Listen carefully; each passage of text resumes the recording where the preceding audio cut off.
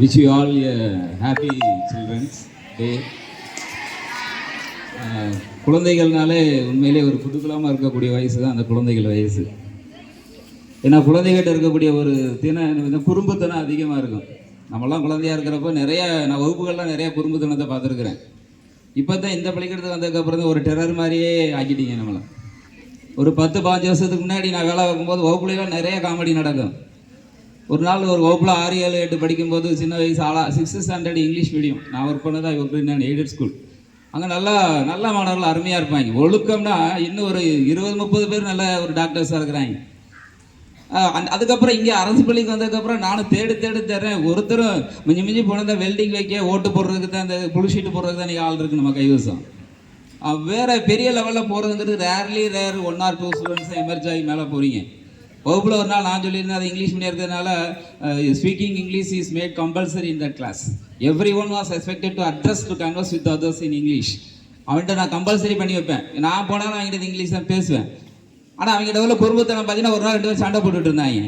சண்டை போட்டுருந்தேன். நான் உள்ளே போனேன். அவங்க என்கிட்ட சொன்னாங்க, இந்த மாதிரி சார் இந்த மாதிரி இங்கிலீஷ் தான் சொன்னாங்க. அதுவும் எனக்கு ரொம்ப சிரிப்பாகி போச்சு கேட்டுட்டு.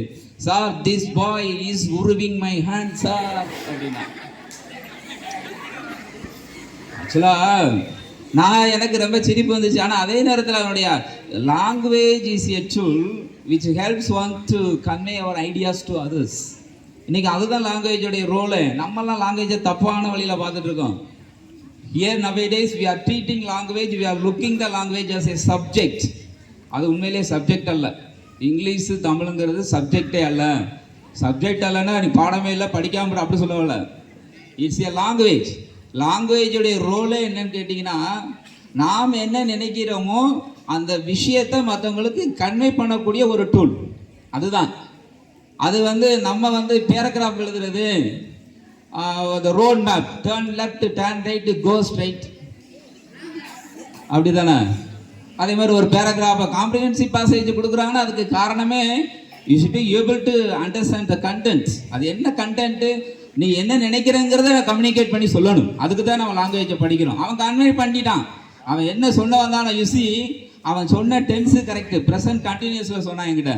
திஸ் பாய் இஸ் உருவிங் மை ஹேண்ட்ஸாங்கிறது பாராட்டப்படக்கூடிய விஷயம். இப்படி தான் கற்றுக்க போகிறோம். அப்போ எதை சொல்ல வரேன்னா, குழந்தைகளாக இருக்கும்போது நீ மனதில் என்ன நினைக்கிறையோ அதை அப்படியே பேச முடியுது ஒன்றால். அதே மாதிரி இன்னொரு நாள் வகுப்பில் பாடம் நடத்திட்டு இருக்கும்போது ஒருத்தர் சொன்னான், 2 பேரும் சிரிச்சுக்கிட்டாங்க. சிரித்த உடனே நான் கேட்டேன், ஏடா 2 பேரும் சிரிக்கி? அப்படியே நான் ரொம்ப ஜாலியாக இருப்பேன். ஏன்னா அப்போ எனக்கு கல்யாணம் முடியலை. இல்லை, நீங்கள் எதுக்கு சிரிக்கீங்க? சரி, இப்போயும் கல்யாணம் முடியாத மாதிரி இருக்கீங்க சார் அப்படின்னு நினச்சி சிரிக்கிறீங்க. இல்லை அப்படி தானே? ஏன்னா ஒத்துக்கு கல்யாணம் முடிக்கலன்னா எங்கே என் எனர்ஜெட்டிக், ரொம்ப ஒரு எனர்ஜெட்டிக்காக இருப்பேன். இப்போயும் எனர்ஜெட்டிக் தான், இல்லைன்னு இல்லை. அப்போ அவன் சொன்னான், என்னடா சரி சொல்லுங்கடா, நான் ஒன்றும் சொல்ல மாட்டேன் நான் நான் அப்போ ரொம்ப ஜாலியாக பேசுவேன்னா ரொம்ப அடிப்பேன், ரொம்ப திட்டவும் செய்வேன், ஜாலியாகவும் இருப்பேன். ஜாலியாக இருக்கிற நேரத்தில் ஜாலியாக இருப்பேன், அடிக்கிற நேரத்தில் அடிப்பேன், விளையாடுற நேரத்தில். அதுதான் திஸ் இஸ் அ லைஃப். அதை தான் சொல்லிக்காங்க, ஒர்க் வைலி ஒர்க், ப்ளே வைலி ப்ளே என்று சொல்லியிருக்கிறார்கள். வேலை செய்யும்போது வேலையில் கரெக்டாக இருக்கணும், படிக்கும்போது படி, விளையாடும் போது விளையாடு, எல்லாம் கலந்தது தான் வாழ்க்கை. வாழ்க்கையில் சந்தோஷம் மட்டும் இருந்துச்சுன்னா மனிதன் அல்ல. வாழ்க்கையில் கஷ்டப்பட்டால் தான் சந்தோஷத்தோட அருமை தெரியும். வாழ்வில் வெயிலில் அலைஞ்சால் தான் நிழலுடைய அருமை தெரியும். எல்லாமே நிழல்னா நமக்கு வெயிலே இல்லைன்னா நிழலுடைய அருமை தெரியவே தெரியாது. இன்றைக்கி நிறையா மாணவர்கள் எல்லாமே நம்ம அரசு பள்ளியில் நிறைய கஷ்டப்பட ஃபேமிலியில் தான் வர்றோம். யாருமே ரொம்ப கோடிக்கணக்கில் சொத்து இருக்கா? 2 வீட்டுக்கு நடுவில்னா கோடி இருக்கும். நம்ம வீட்டில் என்ன இல்லை, கோடிகள் என்பது இல்லை. கோடிக்கணக்கில் சொத்து இருந்தால் நீ படிக்க வேண்டிய அவசியமே இல்லை. ஜாலியாக இருக்கலாம். அனில் அம்பானி சன்ஸ்லாம் படிக்க வேண்டியதில்லை, ஜாலியாக இருக்கலாம். அது சிரிச்சவொடனே நான் கேட்டேன், என்ன சொல்கிறான்னு. சார், நீங்கள் விஜய் மாதிரி இருக்கீங்க. இல்லை, உண்மையிலே சொன்னேன், நான் பொய் சொல்லலை. நீங்கள் நினைக்கலாம் பொய் சொல்கிறாரோ சார்னு. உண்மையிலே சொன்னான். உடனே எனக்கு சந்தோஷம். விஜய் மாதிரி நடிக்க போயிருக்கலாமோ, நம்ம அவசரப்பட்டு வாத்தியார் வேலைக்கு வந்துட்டோமே நினச்சிக்கிட்டேன். சரி, ரொம்ப என்று சொல்லியிருக்கிறார். நீ எதை நினைக்கிறாயோ அதுவே நீ ஆகிறாய். நீ உன்னை வலியவன் என்று நினைத்தால் வலியவன் ஆகிறாய். நீ உன்னை மெலியவன் என்று நினைத்தால் மெலியவன் ஆகிறாய். நீ தொடர்ந்து ஹார்ட் ஒர்க் பண்ணுறப்ப நீ அறிவாளி ஆகிறாய். ஒரு அறிவாளி கூட தொடர்ந்து கடின உழைப்பு செய்யவில்லை என்றால் முட்டாளாவான். ஸோ இன்னைக்கு 6, 7, 8, 9 முட்டாளாக இருக்கலாம். கிராஜுவலாக படிக்காமல் கூட இருக்கலாம். அவனுக்குள் அந்த மாற்றம் என்னைக்கு அந்த எண்ணம் வருகிறதோ, என்னைக்கு நமக்குன்னு ஒரு குழந்தை என்ற நிலையை தாண்டி நாம் வாழ்க்கையில் செட்டில் ஆகணும், அதற்காகவாவது நம்ம கல்வி கற்க வேண்டிய எண்ணம் என்று ஒரு எண்ணம் உன்னில் என்று எழுகிறதோ, அன்றிலிருந்து உன்னுள் நிறைய மாற்றங்கள் ஏற்படும். ஸோ இந்த குழந்தைத்தனத்தில் குழந்தையாக இருங்கள்.